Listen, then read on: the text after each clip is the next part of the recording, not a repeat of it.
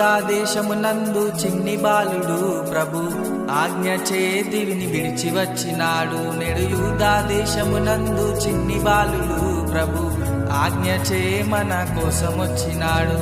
లోకానికి రక్షణ కలుగుటకై వీర కన్య మరియమ్మకు పుట్టాడంట.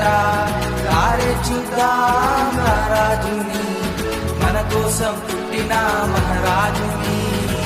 పరమును విడచి వచ్చాడంట, పశుల పాకలో పుట్టాడంట.